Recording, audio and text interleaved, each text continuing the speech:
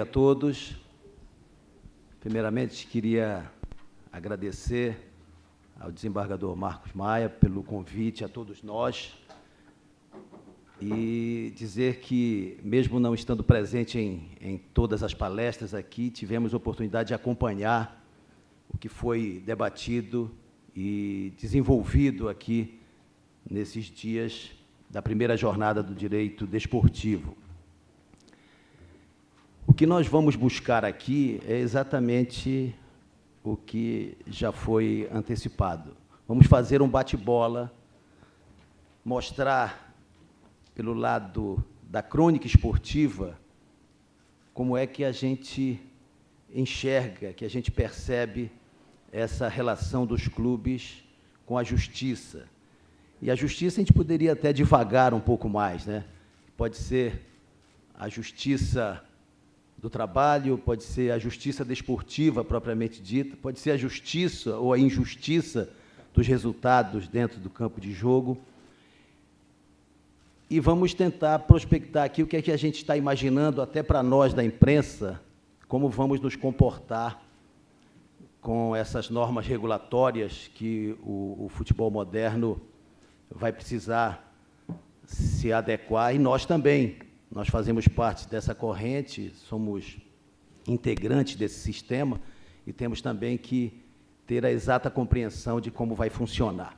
Uma das coisas que eu, particularmente, já percebi é que a imprensa, que já deixou de chamar os homens que ficam à frente dos clubes de cartolas, ela vai passar definitivamente a deixar de chamá-los de dirigentes.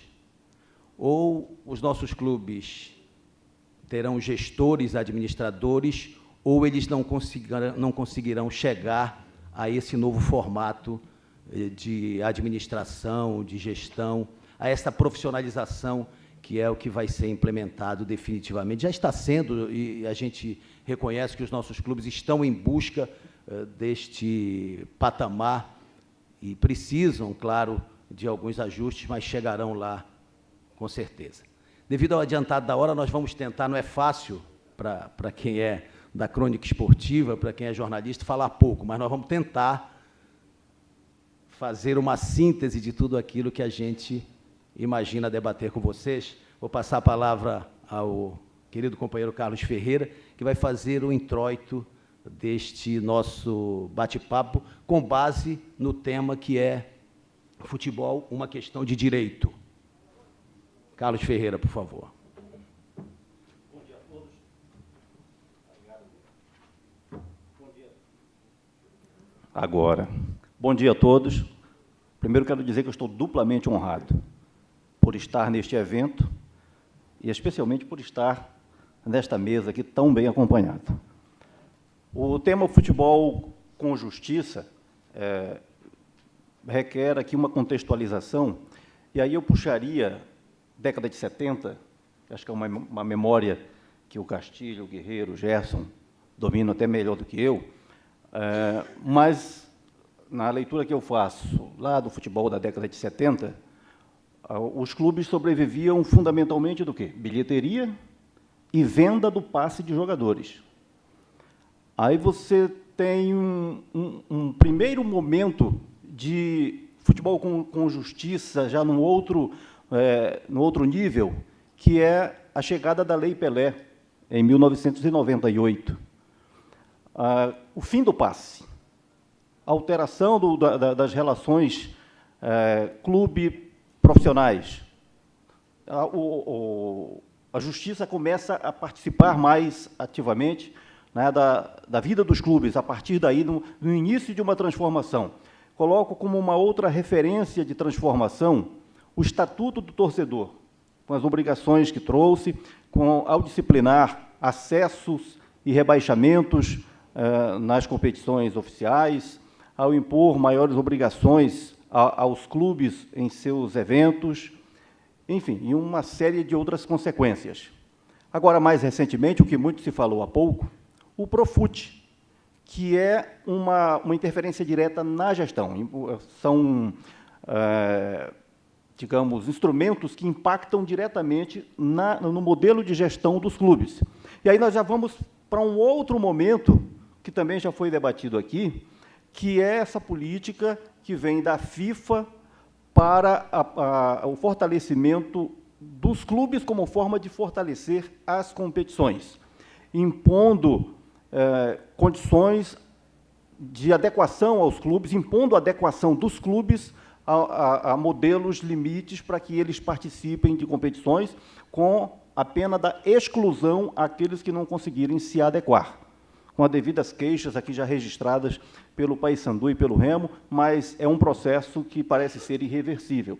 Então, vocês podem ver que, da década de 90 para cá, o futebol tem sido cada dia mais uma questão de justiça, uma questão de adaptação dos clubes a tudo isso. E quando eu falei de Lei Pelé, e aí eu já estou propondo o debate, quando eu falei de Lei Pelé, eu falei lembrando que, na época, eu fiz cobertura dos eventos de debates da implantação da Lei Pelé, as discussões sobre o que deveria ser a Lei Pelé, e aí eu recordo muito bem dos nossos comentários, da ausência dos nossos clubes nos debates, e principalmente da rejeição ao novo, que é um grande problema. Um grande problema no surgimento do Estatuto do Torcedor, né, agora no Profut. Então, há uma rejeição que é até natural, mas que não contribui, porque ou você se adequa ou se exclui. E, no caso da Lei Pelé, o Pará, posso falar da minha realidade, o Pará praticamente se limitou a contestar, a rejeitar, a desqualificar a novidade.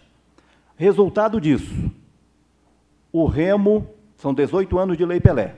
Em 18 anos de Lei Pelé, o Remo perdeu mais de 20 jogadores, perdeu o vínculo de mais de 20 jogadores na Justiça por atraso de salário, por não recolhimento de FGTS, etc. e tal.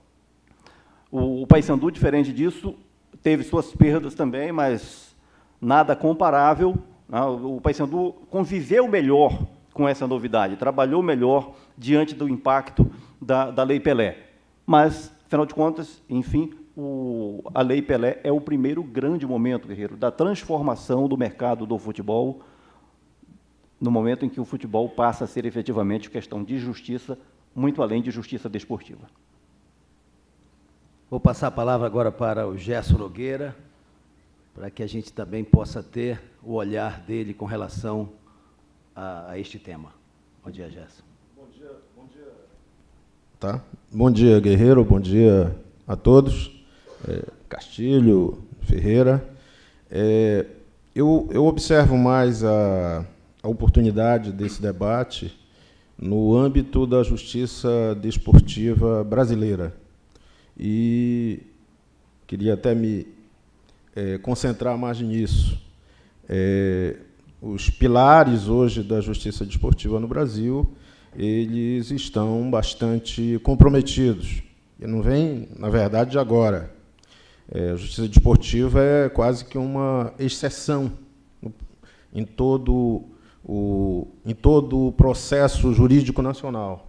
É a única que tem um tribunal próprio.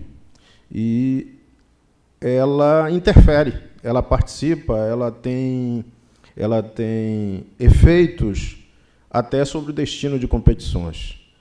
E a questão da credibilidade, da agilidade que a justiça exige, apesar de a justiça desportiva ser muito ágil, né, até pela necessidade de cumprimento dos prazos das competições, para não atrapalhar, mas, ainda assim, ela peca em relação ao chamado primeiro mundo do futebol, que é a Europa, que decide questões de jogo, problemas relacionados com expulsão, cartão amarelo, todas aquelas querelas que envolvem um jogo de futebol, eles conseguem resolver até em 48 horas. E sem questionamento, sem desdobramentos, como a gente vê aqui no Brasil, em que, às vezes, uma decisão da justiça desportiva, por polêmica, ela acaba gerando um desdobramento cansativo, vira uma novela. Agora mesmo, semana passada, a gente teve uma decisão da Justiça Desportiva relacionada com a invasão de campo pela filha do técnico do Grêmio, Renato, e isso gerou uma decisão imediata da Justiça de inversão de mando, de perda de mando, da segunda partida final da Copa do Brasil. Chamou atenção pelo exagero, a própria Procuradoria do STJD se manifestou insatisfeita com a decisão. Houve o mandato, o efeito suspensivo obtido pelo Grêmio, que era quase que natural, mas o pior é a comparação com outras decisões da própria Justiça Desportiva, como uma semana antes ela praticamente absolveu Corinthians e Flamengo de uma pancadaria horrorosa dentro do Maracanã, já na Série A do Campeonato Brasileiro. Então, essa questão dos pesos e medidas na decisão da Justiça, e isto tem sido tema recorrente em colunas que eu faço, nas minhas participações também na Rádio Clube, na RBA TV, por entender que, mesmo sendo uma necessidade, e acho que a justiça desportiva ela tem que continuar a existir, mas ela carece hoje, talvez, de um aspecto de preparação técnica maior por parte dos auditores, que ela é a Suprema Corte, falo aqui do STJD, e é evidente que as diferentes decisões, é claro que a gente não espera, os tribunais têm isso, é normal em qualquer esfera, em qualquer parte do mundo, não espera-se decisões sempre tão coerentes, tão certinhas, mas também não precisam ser decisões tão opostas, tão diferentes entre si, e que passam uma certa instabilidade, uma insegurança no corpo dessa coisa toda que se chama futebol brasileiro. E acho que é urgente que isso ocorra, né? A justiça desportiva, com seu alcance e seus poderes delimitados pela Constituição de 88, ela já existia antes, mas a Constituição de 88 ela ratificou isso, mas ela precisa ser instrumentalizada de maneira mais técnica, até para afastar o lado político também. O Ferreira comentou aqui sobre os efeitos da justiça, né, no âmbito aí do Profut, da habilitação dos clubes a essa nova realidade, mas eu também gostaria, no plano local, de apenas mencionar, depois a gente pode ir mais fundo nisso, que esta instabilidade nas decisões, na postura do STJD, e eu citei só 2 casos, mas existem tantos outros, desde Sandro Hiroshi, desde o caso Edilson Pereira de Carvalho, que gerou o cancelamento, né, de 11 jogos no campeonato de 2005, o caso Ivens Mendes, tantos outros, mas acho que isto acaba criando uma cultura um pouco capenga em relação às decisões relacionadas com resultados de campo. E isso acaba também influenciando os estados. Tivemos aqui no Pará já situações que claramente foram influenciadas pelas forças políticas em jogo, que é como o caso que citei há pouco de Corinthians e Flamengo na decisão sobre os tumultos do Maracanã. Se fosse certamente um tumulto daquela envergadura aqui no nosso Mangueirão, a situação seria radicalmente contrária, sabemos todos disso. Agora, também no âmbito local, a gente sabe que a força dos clubes acaba interferindo. E talvez o caso mais emblemático disso seja o caso Leandrinho. O que, é claro, que chama a atenção e enriquece aqui o nosso debate, mas também é um sinal de que as coisas andaram muito mais tranquilas, pelo menos por parte do chamado TJD paraense, porque as polêmicas, desde o caso Leandrinho, que eu lembro, foram muito poucas, né? Parece que as coisas passaram a ser, de fato, conduzidas num aspecto mais técnico. E aí você ganha a confiança de toda a comunidade que envolve o futebol, que, também pegando o gancho aqui numa fala do presidente Alberto Maia, é movido por paixão, por emoção, e claro que isso é sempre muito mais difícil de mensurar e de agradar, né? Então, a justiça, que hoje parte, é um elemento, é um agente, né, que está aí, decisivo nas questões do futebol, eu entendo que ela tem que ser absolutamente técnica e ágil, como é na Europa, como é nos principais centros, e, a partir disso, certamente vai conseguir a credibilidade e o respeito que uma instância dessas tem que merecer, principalmente perante o principal consumidor do futebol, o consumidor final, que é o torcedor. Como o Ferreira disse, quando iniciou a sua explanação, para nós é uma alegria muito grande estar aqui com vocês e é uma alegria maior ainda estarmos juntos. Já fizemos parte até da mesma mesa em algumas ocasiões e, neste momento, vou passar a palavra para o Carlos Castilho, que esse é o orgulho maior de todos nós, é o nosso decano, é um homem também da área jurídica e é um exemplo a ser seguido por todos nós. Por isso, de propósito, ele ficou para falar no final. Bom dia, Cacá. Bom dia a todos. Bom dia a todos. Primeiro, o Guerreiro é muito magnânimo, né? Eu sou decano, né, já em vias de aposentadoria, mas eu gostaria de trazer um foco importante para esse nosso debate. Foi abordado aqui que a peculiaridade do desporto brasileiro, ele não é observado. Eu acho que foi o presidente André que colocou de uma maneira muito clara que as regras do sul e sudeste do Brasil têm uma dificuldade muito grande de ser aplicadas aqui. E o presidente Maia também enfatizou que, com essas exigências que são benéficas, mas que estão sendo aplicadas, me parece, assodadamente. A tendência é o número de clubes no Brasil ser drasticamente reduzido. Nós vimos o exemplo que foi levantado aqui de uma grande ilegalidade que é cometida com o Pinheirense, tendo disputado uma competição oficial sob a chancela da federação, sem que os atletas integrantes do seu elenco tivessem qualquer contrato para poder participar da disputa. Eu entendo que seria até o caso de algum clube participante ter arguído essa ilegalidade, que poderia ter inviabilizado a presença do Pinheirense no restante da competição.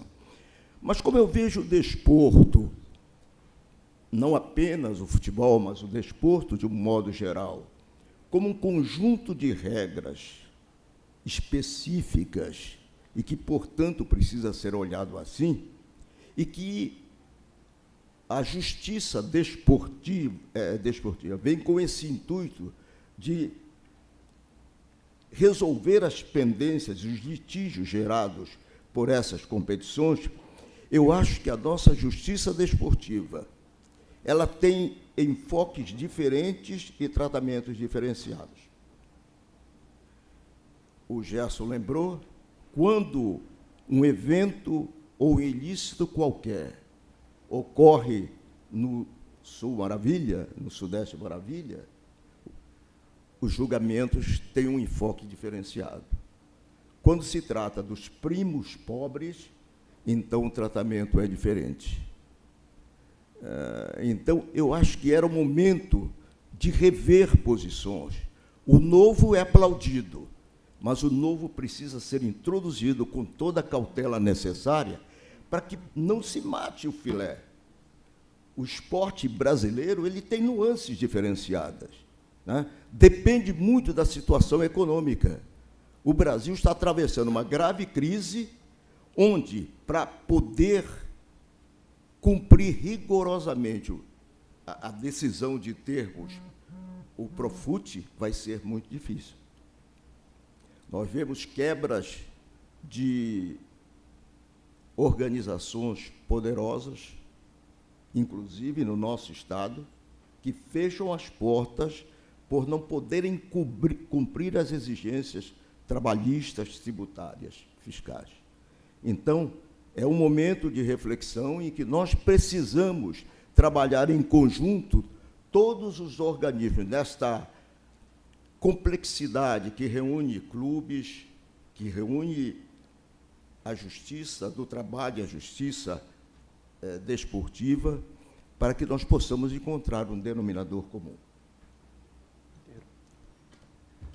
Eu queria levantar um ponto para a gente fazer discussões e questionamentos, que é exatamente essa relação dos clubes com a justiça do trabalho. Essas demandas trabalhistas, que para nós, no olhar da imprensa, né, sempre foi uma coisa muito complicada para que o clube tivesse saúde financeira. Claro que isso foi proporcionado também pela própria falta de estrutura dos clubes. Há vários casos de vitórias, de conquistas na Justiça do Trabalho, de valores exorbitantes por jogadores, porque os clubes não tiveram o cuidado de tratar aquele contrato com o esmero que era necessário.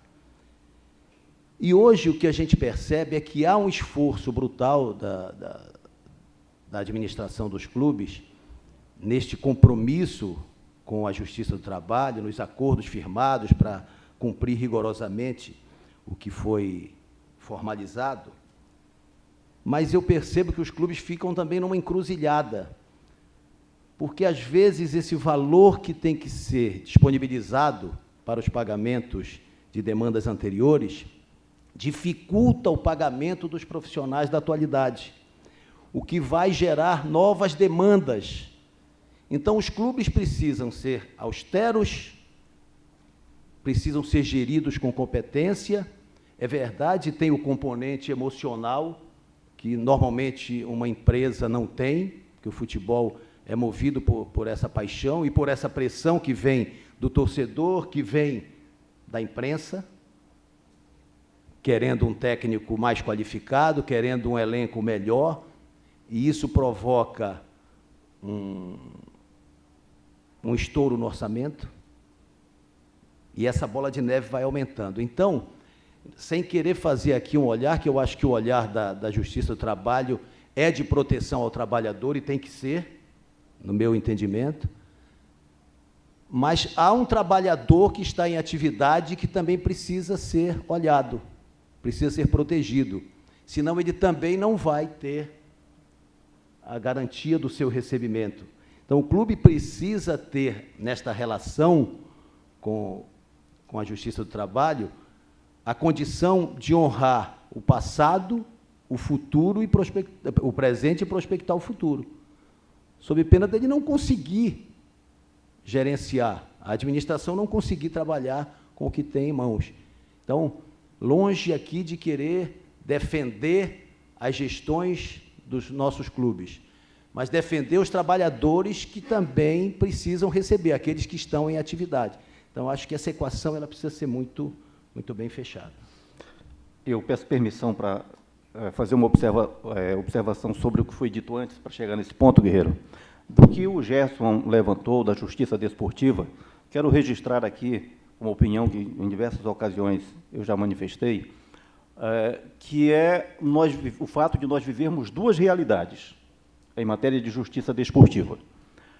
Nas competições da CBF, ou seja, quando a questão vai para o STJD, você tem a Procuradoria que denuncia, né, que está atenta se alguém arremessou objeto, se houve uma evasão de campo, enfim, e os nossos clubes sofreram tantas e tantas punições, perdas de mando, o tratamento é rigoroso. Quando nós estamos com a nossa competição regional, o nosso TJD não tem denúncia de procuradoria para esse tipo de fato. Nós temos o extremo daquele episódio de 2014 do Repar, salvo engano aqui, de 8 jogadores expulsos. Aquela confusão. Que os 8 jogadores ganharam condições para o jogo seguinte e o caso foi prescrito. Não houve julgamento. Então, só para citar aqui esse fato, eu não preciso falar mais nada, citando esse, que é extremamente vergonhoso. E, com todo o respeito a todos os atuais e anteriores integrantes do TJD paraense, O nosso TJD, em diversas ocasiões, não foi um tribunal, foi um teatro de justiça desportiva. Desculpe se eu estou sendo muito rigoroso. A questão do Pinheirense, eu leio pela declaração que eu ouvi do técnico do Pinheirense, Júnior Amorim, que ele se refere ao Pinheirense 0800, como uma convenção interna, mas que com todo o processo legal. Os contratos, como o doutor Cristino falou aqui, registrados dentro dos padrões na Federação de Futebol. Se você for ao Pinheirense, seguramente você vai encontrar os recibos assinados ou contra-cheques, todas as formalidades cumpridas. É uma convenção interna. Então, se legalmente isso pode trazer alguma complicação para o Pinheirense, só por declaração, se eles tiverem documentos para provar, né? Então, vão receber por objetivo. Seria uma convenção interna. Se conseguirem chegar à fase principal, toda a renda dos Jogos do Pinheirense será rateada. A cota que couber ao Pinheirense será rateada aos atletas. Pelo relato, imagino. Pelo relato que eu ouvi... Isso aí é o projeto Fé no que Virá, né? Olha, pelo relato que eu ouvi e pela realidade da segunda divisão, o relato é que nem o dinheiro do ônibus eles recebem.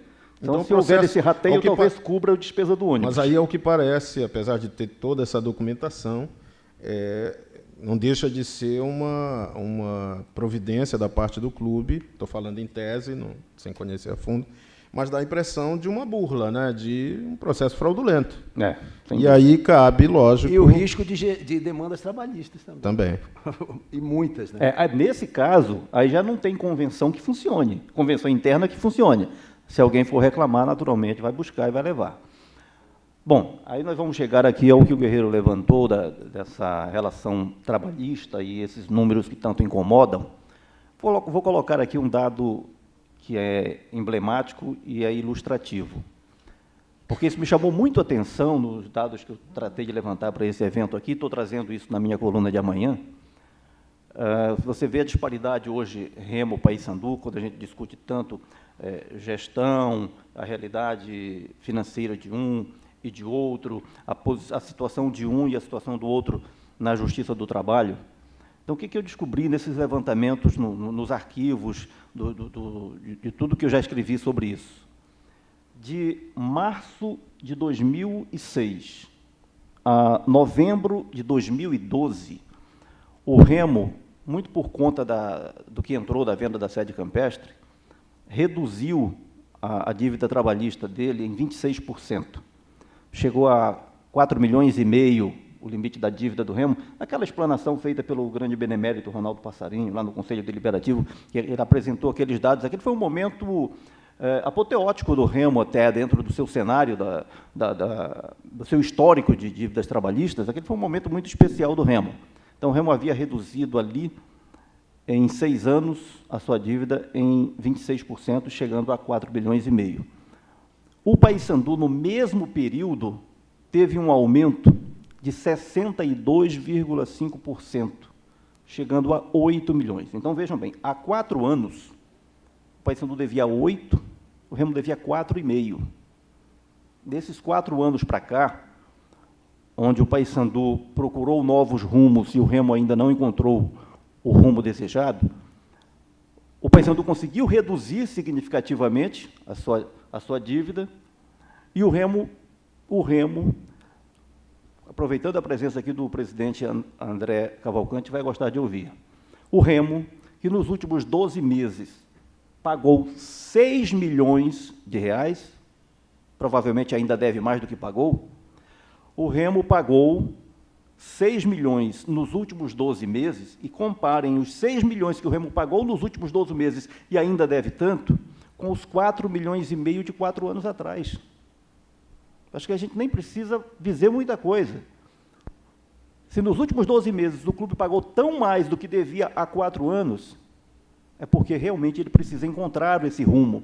E aí o Guerreiro fala dessa questão do profissional que está trabalhando hoje, que acaba sofrendo as consequências do compromisso não honrado pelo clube com profissionais que trabalharam anteriormente e que, no futuro, o de hoje vai viver, né, a mesma situação. Vai ser ele que estará com as suas ações, brigando para receber em detrimento de quem está trabalhando, tudo.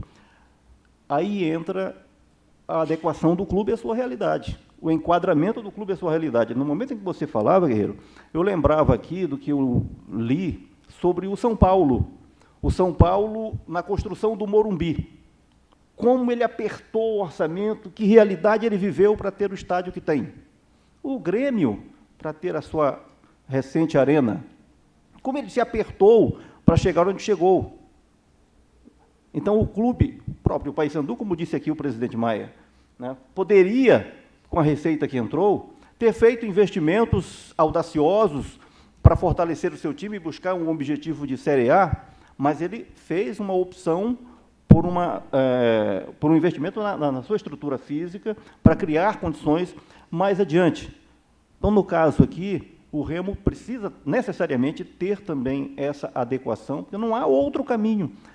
Quando você não consegue mudar a realidade que está em torno, você tem que mudar a realidade interna. Agora, não há outro Ferreira, caminho, né? Mas acho que o fator citado aqui, até antes também pelo presidente Maia, por nós mesmo aqui, o fator emoção, ele é muito mais forte, ele é muito mais influente do que se pode imaginar. Essa adequação dos clubes a um rigor, a um ordenamento, ela está quase sempre muito atrapalhada e prejudicada pela pressão por resultados.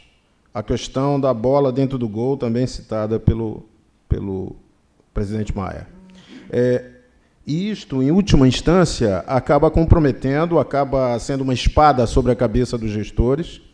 E, no caso específico do Remo, como a gente está citando aqui, é assustador, e eu vi ao longo dessa campanha, dirigente importante dizer que o torcedor ele não liga para grandes administrações, para gestões que sejam exatamente preocupadas com contas a pagar, com compromissos. O torcedor ele quer títulos, ele quer taças.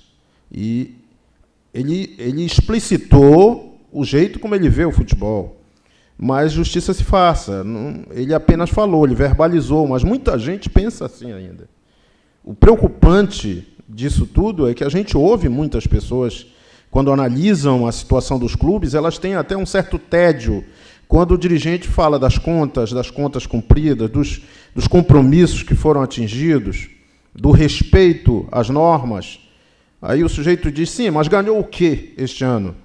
E eu vou citar pontualmente a situação do Paysandu ano passado, em que o Paysandu não ganhou nenhum título em campo.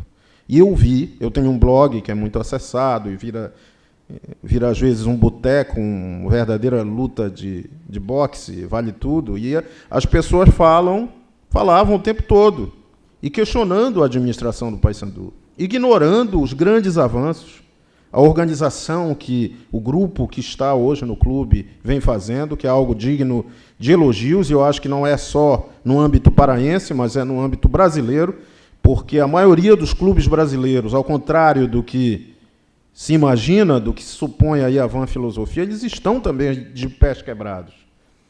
O meu Botafogo agora deu uma reagida porque, pela necessidade absoluta, teve que apertar cinto. Mas quase sempre é levado por necessidade, pelo aperreio que não tem saída. Mas eu acho que é importante a gente observar o cerco que existe em torno do dirigente.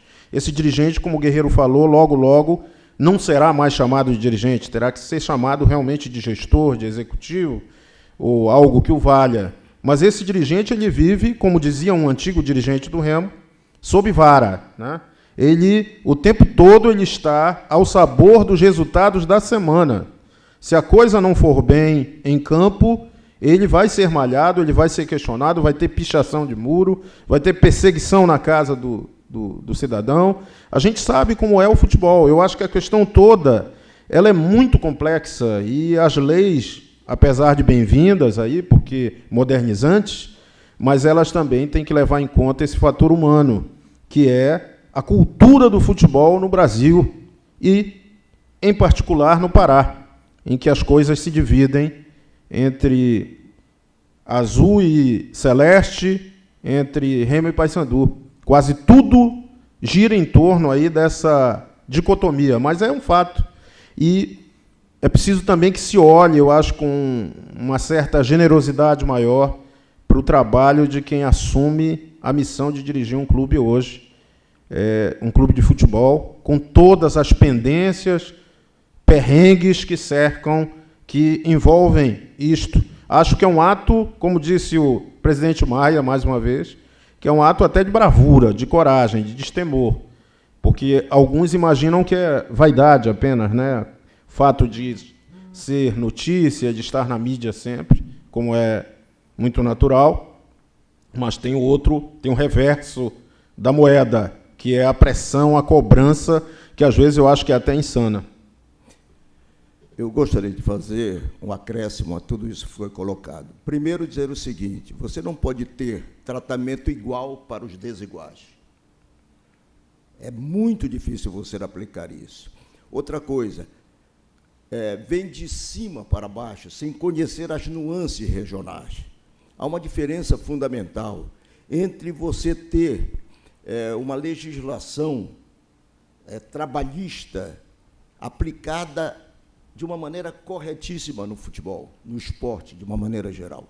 Primeiro, é só olhar o calendário do futebol brasileiro. O futebol brasileiro ele tem um calendário que, no máximo, tem, para alguns, 10 meses, para outros, 8 meses. E você tem uma legislação trabalhista que exige o cumprimento integral disso. E os clubes vão quebrando, né? A Série C para a grande maioria, 4 meses. A grande maioria dos clubes. Não. Como é que vai aplicar em Santarém uma legislação para São Raimundo, São Francisco e Tapajós? Se eles jogam 2 meses? Se eles têm de manter contrato de profissionais? Como é que eles vão recolher FGTS, INSS, todos os S's da vida? Então, é muito difícil. Foi o Maia que lembrou aqui. No norte do Brasil, se você tirar Paysandu e Remo, Remo e Paysandu, quem é que vai cumprir? É uma quebradeira geral. Então, é muito difícil.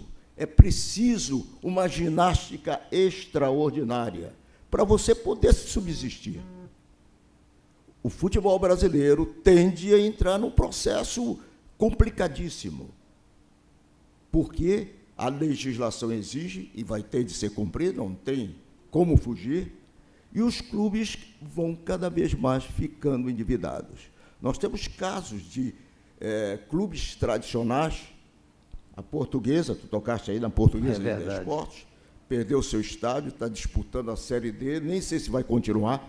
O Guarani de Campinas, que agora subiu novamente para a Série B, que teve o seu estádio.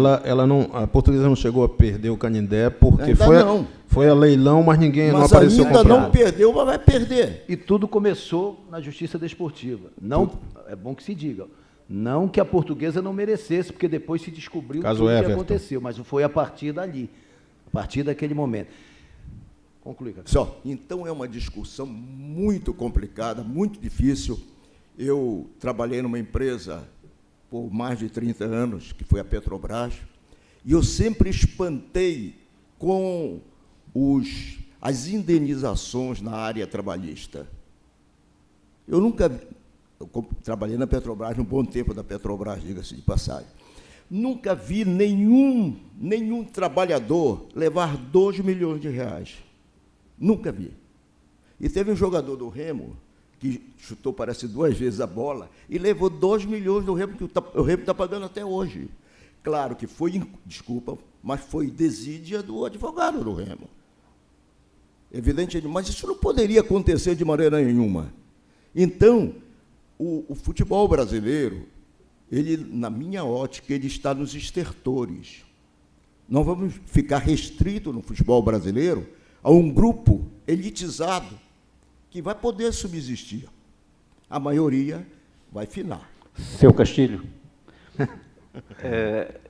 essa questão essa preocupação... Uma coisinha, Ferreira, nós vamos abrir essa roda, tá? Já vamos liberar geral, o André já pediu a palavra, e quem quiser falar, aqui a gente começou, mas nós queremos que todo mundo participe. Vamos ampliar a mesa redonda, né? Não, eu só queria dizer o seguinte, essa preocupação natural com o que vem por aí, né, o que partiu da FIFA na eleição do Infantino, que ele veio com a missão de elevar o nível das competições no mundo. E aí está o business, né, da elevação dos eventos para faturar mais. E aí vai acontecer o que já foi dito aqui, o Castilho acabou de enfatizar. Vai se selecionar e nessa seleção vai haver muita exclusão, muita exclusão. Prevejo aí, talvez até a inviabilização dos campeonatos estaduais, porque não só no Pará. Em todas as regiões do Brasil, clubes, sobretudo os clubes do interior, vão ficar totalmente inviabilizados dentro do padrão que está sendo estabelecido. E ninguém se iluda. O que está vindo aí, que começa por esse diagnóstico dos clubes das séries A e B em 2017 e que depois vai se ampliando, só tem um objetivo: enxugar a quantidade de clubes, elevar pelo enxugamento. E aí quem quiser sobreviver, que trate de se adequar. Mas nós vamos ter, nós temos hoje 80 clubes, só na Série D são 80, né? 86 na Série 86 na Série D, 126... 60 mais 8, 146. 146 clubes nós temos hoje no Campeonato Brasileiro. Nesse crivo, vão sobrar uns 40. Se muito, vão sobrar 60 para 3 séries no Campeonato Brasileiro. E os campeonatos estaduais vão realmente se inviabilizar. O que está vindo por aí é muito sério, e os clubes precisam estar muito atentos para ter condições de sobreviver a esse crivo. Eu só olho para isso sem poder deixar de anotar um aspecto. É que a CBF, seguindo aí as diretrizes do novo presidente da FIFA, né, que também chega e é uma espécie de reformista, depois de todo o lamaçal e tudo mais. Agora, a CBF ela fica num papel muito tranquilo, muito cômodo, de impor as normas, impor as regras, mas ela tem um passivo muito grande com o futebol. Desde que era a CBD, desde João Avelange para cá, ela sempre se serviu do futebol, ela sempre se serviu dos clubes. E vejo com muita preocupação porque o clube ele é fundamental, assim como para a vida, a família é importante, para o futebol, o clube é a base de tudo. Tudo começa e termina pelos clubes. A paixão, o ardor do torcedor, o que leva as pessoas a gastarem, fazer com que o dinheiro circule, em termos até, às vezes, obscenos, tem a ver com essa paixão. E, na verdade, quando você começa a apertar esse gargalo e criar regras e regras em cima de um ambiente que era quase que absolutamente desordenado, como é a situação da maioria dos clubes, eu acho que é muito bonito, é muito edificante no papel, na teoria, mas na prática não deixa de ser também uma tremenda hipocrisia. Eu sempre vi dessa maneira, tenho sérias restrições ao que a CBF sempre fez em relação aos clubes, e acho que esta tentativa de